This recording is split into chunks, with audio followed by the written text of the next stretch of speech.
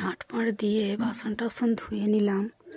আর দেখো বন্ধুরা, আজকের ওয়েদার একবারেই বাজে, অন্ধকার হয়ে আছে, কুয়াশা, যেন মনে হচ্ছে কত মেঘ করেছে।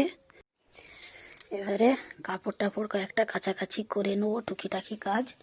আর এই যে এটাই হচ্ছে ঠাকুরের বাসি ফুল ফেলানো হয়, এটাও একটু ধুয়ে নেবো, ফুলগুলো ফেলে দিয়ে স্নান ধ্যান সেরে চলে এলাম তুলসী মাকে জল অর্পণ করতে। ভগবতে বাসুদেবায় নমঃ, বাসুদেবায় নমঃ, বাসুদেবায়। তুলসী মাকে জল অর্পণ করে চলে এলাম ঠাকুর ঘরে, পুজোটাও সেরে দিচ্ছি।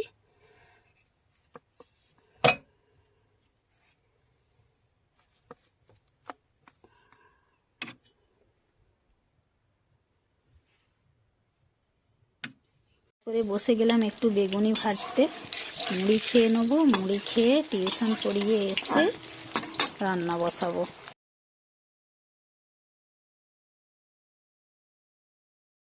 বাড়ি ফিরে এসে ভাত বসিয়ে দিয়েছি, দিয়ে দিচ্ছি একটু কুমড়ো ভাতে। শাকটা গ্যাসে সেদ্ধ বসিয়ে দিয়েছিলাম, হয়ে গেছে। আর এখানে আমি কেটে নিয়েছি পেঁপে আলু, মাছ দিয়ে একটা ঝোল করব। আর এখানে শিম আর বেগুন একটু ভাজা করব। ভাতে যে কুমড়োগুলো দিয়েছিলাম, এক এক করে কুমড়োগুলো এখন আমি নামিয়ে নিচ্ছি, কেননা তখন ভাতের সঙ্গে আবার ঘাঁটাঘাঁটি হয়ে যাবে।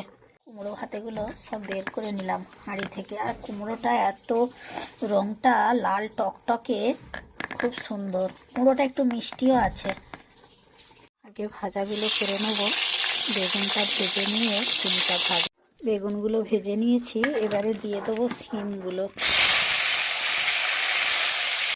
শিমগুলো ভেজে নিলাম, এবারে ভাজবো শাক।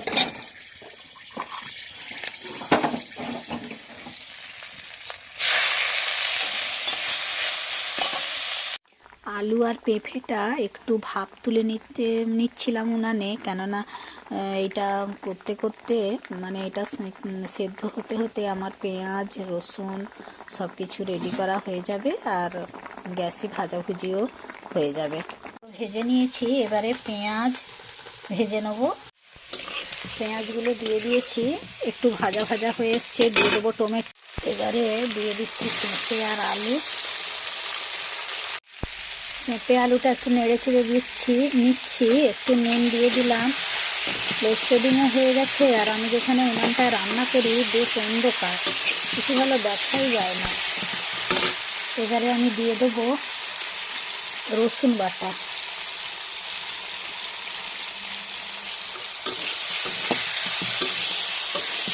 রসুনটা একটু ভাজা ভাজা হয়ে গেলে দেবো আদা। এবার আমি আদা, হলুদ গুঁড়ো আর লঙ্কা গুঁড়ো সব দিয়ে দিচ্ছি। আদাটা একটু কষিয়ে নিয়ে জল ঢেলে দেবো। সব মশলা কষানো হয়ে গেছে, এবারে জল ঢেলে দেবো।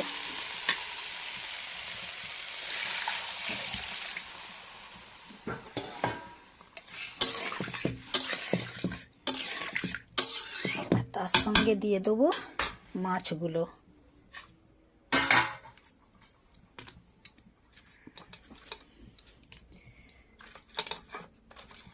মাছগুলোও দিয়ে দিলাম, নামিয়ে নিলাম ঝোলটা। কি সুন্দর রং হয়েছে ঝোলটার। বন্ধুরা, তোমরা কে কে এরকম মাছ দিয়ে পেঁপে আলুর ঝোল খেতে পছন্দ করো, অবশ্যই কমেন্টে জানাবে। বাড়ি ফিরে এসে ভাত বসিয়ে দিয়েছি, দিয়ে দিচ্ছি একটু কুমড়ো ভাতে। শাকটা গ্যাসে সেদ্ধ বসিয়ে দিয়েছিলাম, হয়ে গেছে। আর এখানে আমি কেটে নিয়েছি পেঁপে আলু, মাছ দিয়ে একটা ঝোল করব। আর এখানে শিম আর বেগুন একটু ভাজা করব। ভাতে যে কুমড়োগুলো দিয়েছিলাম, এক এক করে কুমড়োগুলো এখন আমি নামিয়ে নিচ্ছি, কেননা তখন ভাতের সঙ্গে আবার ঘাঁটাঘাঁটি হয়ে যাবে। কুমড়ো ভাতেগুলো সব বের করে নিলাম হাঁড়ি থেকে। আর কুমড়োটা এত রঙটা লাল টকটকে, খুব সুন্দর। কুমড়োটা একটু মিষ্টিও আছে। আলু আর পেঁপেটা একটু ভাপ তুলে নিচ্ছিলাম উনানে, কেননা এটা করতে করতে মানে এটা সেদ্ধ হতে হতে আমার পেঁয়াজ রসুন সব কিছু রেডি করা হয়ে যাবে, আর গ্যাসে ভাজাভুজিও হয়ে যাবে। আগে ভাজাগুলো করে নেব। বেগুনটা ভেজে নিয়ে সিমটা বেগুনগুলো ভেজে নিয়েছি, এবারে দিয়ে দেবো সিমগুলো ভেজে নিলাম, এবারে ভাজবো শাক।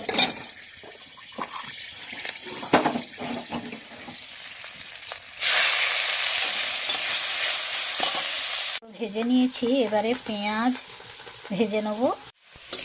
পেঁয়াজগুলো দিয়ে দিয়েছি, একটু ভাজা ভাজা হয়ে এসছে, দিয়ে দেবো টমেটো। এবারে দিয়ে দিচ্ছি পেঁপে আর আলু।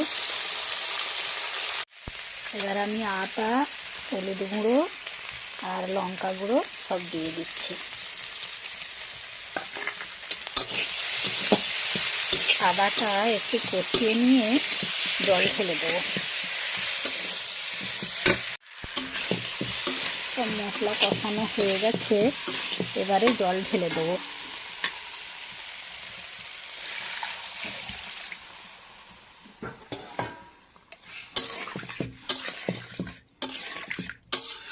তার সঙ্গে দিয়ে দেবো মাছগুলো।